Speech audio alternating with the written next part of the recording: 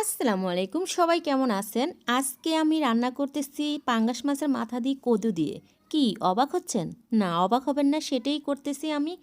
তো হাঁড়িতে আমি পর্যাপ্ত পরিমাণে সরিষার তেল দিয়ে তারপর পেঁয়াজ কুচি এবং কাঁচামরিচ ফালি করা দিয়ে একটু তেলে নেড়ে নিচ্ছি। তারপরে আমি দিয়ে দিচ্ছি অল্প পরিমাণে রসুন বাটা, কারণ কদুতে খুব বেশি রসুন বাটা যায় না, তাই অল্প একটু দিয়েছি।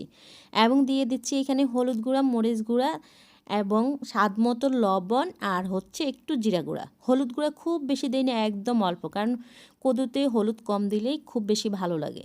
যাই হোক, মশলাটা কষানোর জন্য একটু ফানি ইউজ করছি। তো ফানিটা দিয়ে এখন সবগুলো মশলা আমি ভালো করে একটু কষিয়ে নিচ্ছি। খুব বেশিও সময় লাগবে না কষাতে, কারণ এখানে মশলার পরিমাণ একদমই কম, তাই অল্প একটু কষিয়ে কিন্তু আমি এখন পাঙ্গাস মাছের মাথাটা দিয়ে দিচ্ছি।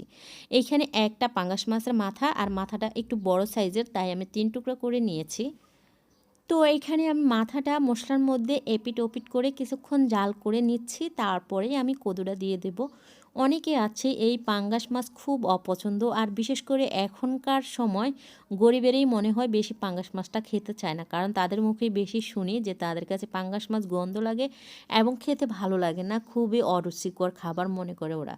কিন্তু আমার কাছে বেশ ভালো লাগে পাঙ্গাস মাছ, এবং পাঙ্গাস মাছের তরকারিও অনেক বেশি স্বাদ হয়, কারণ পাঙ্গাস মাছ হচ্ছে তৈলাক্ত মাছ এবং খেতেও সুবিধা, খুব কাটা থাকে না, একদম কম কাটা। তো যাই হোক, আমি খেতে পছন্দ করি, আর আমার বাসার সবাইও পাঙ্গাস মাছ খেতে পছন্দ করে। তো দেখুন, আমি কথা বলতে বলতে রান্না প্রায় হয়ে আসছে। এখন আমি দিয়ে দেব এর সাথে একটু ধনেপাতা, আর ধনেপাতাটা দেওয়ার পরেই কিন্তু রান্নাটা পরিপূর্ণ শেষ হয়ে যাবে। তো আজকে রান্নাটা কেমন হয়েছে, যদি ভালো লেগে থাকে তাহলে প্লিজ একটা লাইক দিবেন এবং পেজটি ফলো দিয়ে পাশে থাকবেন। আর আপনারা কে কে আমার মতো এই পাঙ্গাস মাছের মাথা দিয়ে কদু দিয়ে রান্না করে খেয়েছেন, তারা কিন্তু জানাতে একদমই ভুলবেন না।